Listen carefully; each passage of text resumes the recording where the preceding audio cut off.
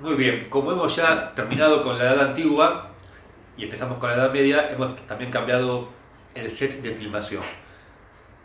Como decíamos, las edades históricas, que tienen que tener muy claro, muy presentes, son una forma de compartimentizar la historia para ordenar su estudio.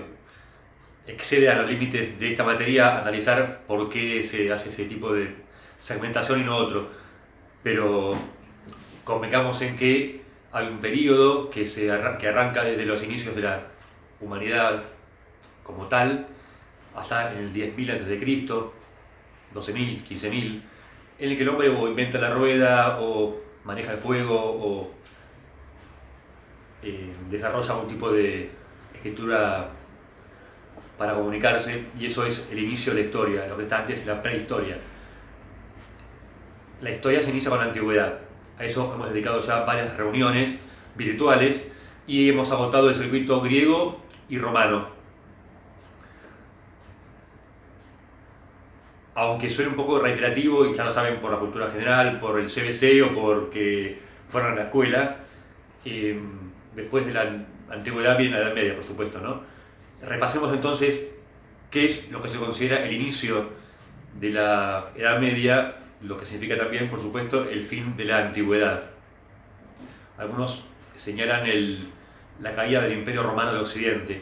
Ustedes recuerdan que Roma, la historia del pueblo romano antiguo, estaba dividido en monarquía, república e imperio.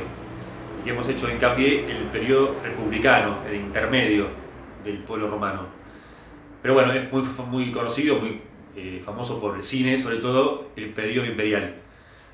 Tengan presente que por un tema de ordenamiento territorial, en algún momento de la historia el imperio romano, que es toda la cuenca mediterránea, es decir, de Algeciras a Istambul, como canta Serrat, esos pueblos que son bañados por el mar Mediterráneo son todos sometidos a un solo imperio. Pero como decíamos, por un tema de división administrativa, eh, se parte el imperio por la mitad, quedan dos imperios, el oriental y el occidental.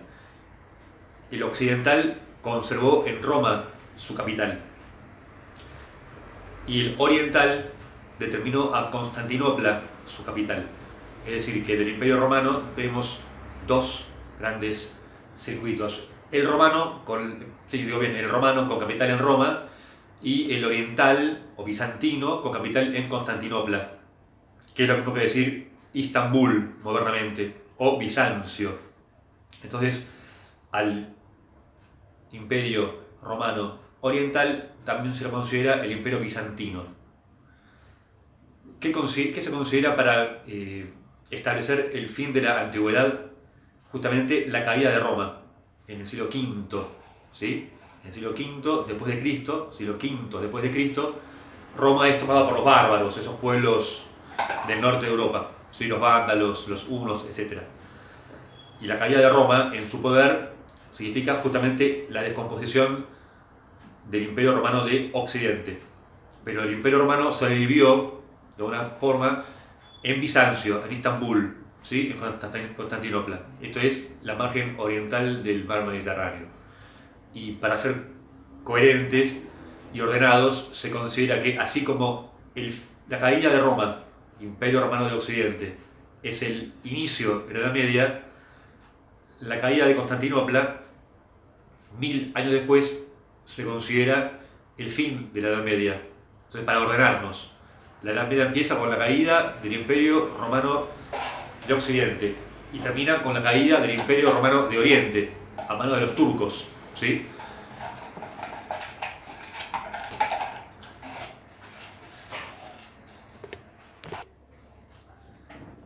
Entonces tenemos un segmento de nada menos que 1000 años, un bloque de 10 siglos, llamado Edad Media, que trataremos de abordar.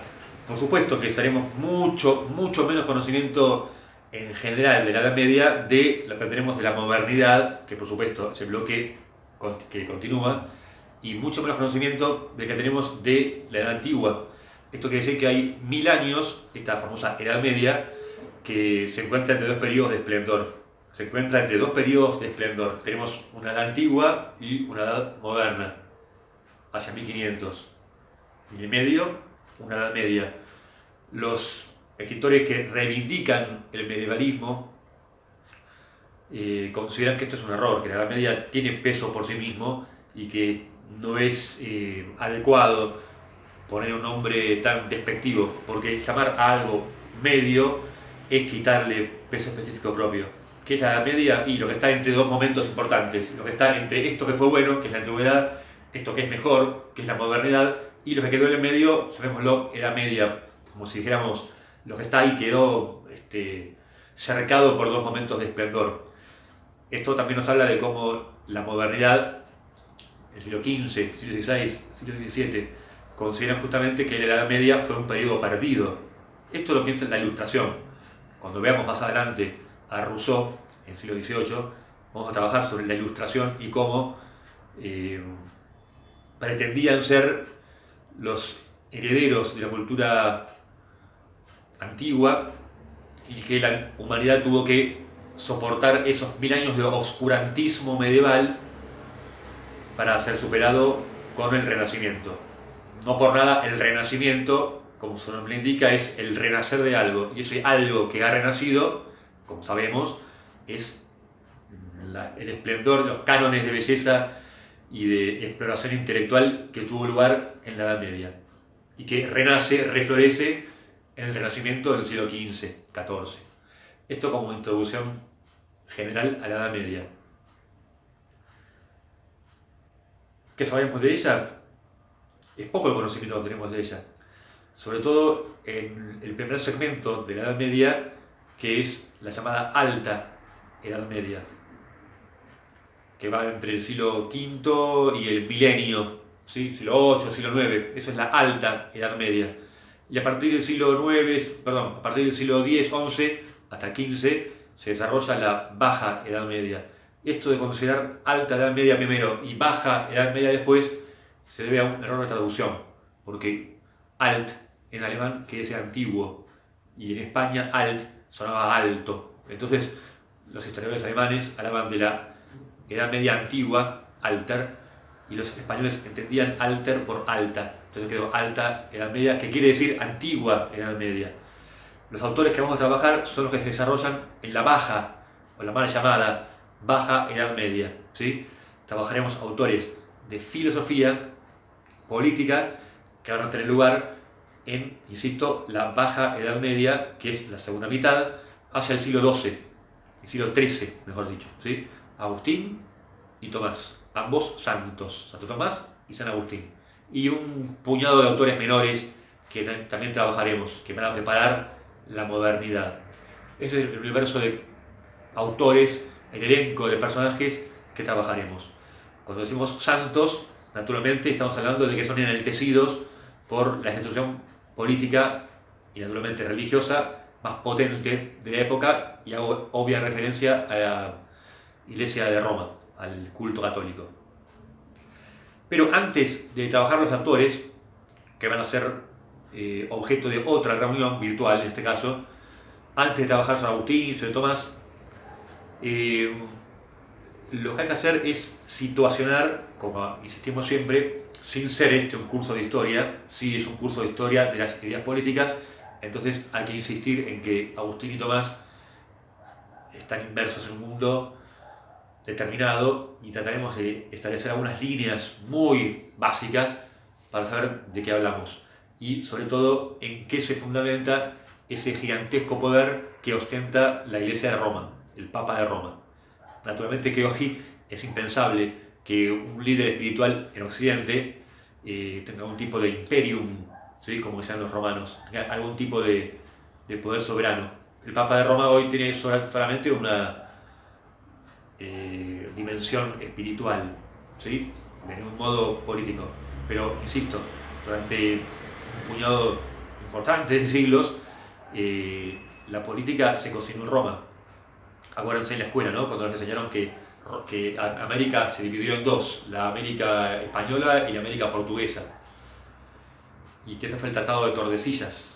El Tratado de Tordesillas es aquel por el cual el Papa Borgia, Alejandro VI, si no me equivoco, discierne una discusión muy importante entre dos potencias europeas. ¿América de quién es? ¿De este país o de este país. Porque América no es de América, estamos de acuerdo, porque así lo piensan los europeos, o así pensaban los europeos. ¿Cómo se distribuye? Y bueno, el rey de España y los reyes de España y el rey de Portugal recurrieron al árbitro universal, que era el Papa de Roma. Esto para tomar dimensión, ¿no? Si ven este periodo, si ven este episodio histórico que hago referencia de Tordesillas tuvo lugar ya en la modernidad, imagínense cómo fue antes que eso, donde el poder de la Iglesia era el más soberano. Para entender esto hay que trabajar por oposición, en mi opinión. Hemos visto que en la antigüedad hay dos tipos de fenómenos políticos en cuanto a la dimensión territorial o la dimensión espacial. Los imperios, los grandes imperios, como el imperio persa, en lo que hoy es Irán, o parte que supera a lo que es Irán, por supuesto, el imperio persa decimos, el imperio celeste, o sea, de los chinos, el imperio egipcio, por un lado, los grandes imperios, donde la voluntad del emperador es la ley del imperio. Y por otra parte vimos otro fenómeno, otro tipo de fenómeno más interesante, más sutil, que es el de las polis griegas, donde no había una dimensión imperial gigantesca, sino pequeñas ciudades autosuficientes que se ligaban entre ellas. Pero ya sean las polis como los imperios, pie de página. No olviden que las polis fueron sometidas por el imperio macedónico, con Alejandro, y que a su vez fueron sometidos ellos también por el imperio romano, o por la dimensión romana. Pero bueno, lo que ocurre en la Edad Media es también un fenómeno imperial, pero cuya capital va a coincidir con nada menos que el trono del Papa, el solio pontificio. Entonces hay que indagar un poco sobre esto, cómo un líder espiritual se sienta en un trono y va a, a mover los hilos de la política continental. Nominalmente hay un imperio. En la Edad Media, en Europa, existe un imperio que sería algo así como construido sobre las ruinas del Imperio Romano de Occidente. Habíamos dicho que el Imperio Romano de Occidente cayó en el siglo V con la toma de los bárbaros, pero sobre las ruinas de ese imperio se va a construir un nuevo imperio que es el Sacro Imperio Romano Germánico. Este nombre tan largo de 4 palabras, hay que desmenuzarlo, ¿no? Sacro en carácter de sagrado, imperio en cuanto a la dimensión espacial, gigantesca, continental. Un imperio que coincide más o menos con el desarrollo de un continente entero. Romano, porque como decíamos, la lengua culta sigue siendo el latín, los documentos se siguen redactando en latín, pero germánico también, porque la capital política se va a trasladar al norte de Europa y va a coincidir más o menos con lo que hoy consideramos el mundo germánico, el mundo alemán, por así decirlo muy vulgarmente. Pie de páginas. Cuando veamos Hegel, trabajaremos como para Hegel, escritor alemán, justamente el cuarto periodo histórico, según él, va a coincidir con el principio nórdico de los pueblos germánicos. El principio nórdico de los pueblos germánicos. Bueno, esto lo veremos con el siglo XVIII. Vamos a volver ahora al medioevo. Este Sacro Imperio Romano-Germánico que va a tener como emperador más célebre a Carlomagno, ¿sí? Los europeos de la Edad Media también admiraban la antigüedad, entonces si Grecia tuvo su Megas Alexander, su Alejandro Magno, ellos tendrán a su gran Carlomagno, Charles, que es francés, ¿sí? Una fecha fácil. Carlomagno, no confundir por favor con Alejandro Magno. Carlomagno es el que se corona en la Navidad del año 800. Ahí es donde tiene su máximo poder político este imperio romano germánico, también llamado en honor a Carlos, en latín es Carolus, imperio carolingio. Entonces vayan anotando por favor, imperio carolingio. Acá pueden hacer pausa y googlearlo, buscarlo en algún lugar. Imperio carolingio o Sacro Imperio Romano Germánico. Carolingio por Carlos Magno. Así que acá tenemos un problema. Tenemos un problema, que es justamente la enumeración de dos líderes para un mismo territorio, porque hablamos de un papa de Roma y hablamos del emperador. Y el conflicto entre ellos, entre el papa y el emperador, o en paralelo, la competencia entre el poder espiritual y el poder civil, es lo que va a teñir, incluso de sangre, todo este segmento histórico. Este milenio, esta Edad Media, va a estar atravesada por ese grave conflicto político. Y esto es lo que debe ser subrayado en esta introducción. El grave conflicto político es justamente la competencia entre competencias, entre jurisdicciones. ¿Quién manda? ¿El poder civil o el poder eclesiástico? ¿Quién tiene imperium? El Papa de Roma, también mudado a Aviñón, también mudado a otro trono, o creo que Milán, o el emperador del Sacro Imperio. Bueno, insisto, este crucial enfrentamiento va a teñir la política medieval. Entonces la pregunta es, ¿quién mandaba en Persia en la antigüedad? El gran rey de Persia. ¿Quién tenía el poder en las polis griegas? El pueblo, ¿sí? ¿Cómo se gobernaba en la antigua Roma? Bueno, la república, los cónsules, eso lo hemos trabajado ya. ¿Quién gobernaba en la Edad Media? Ese es el problema.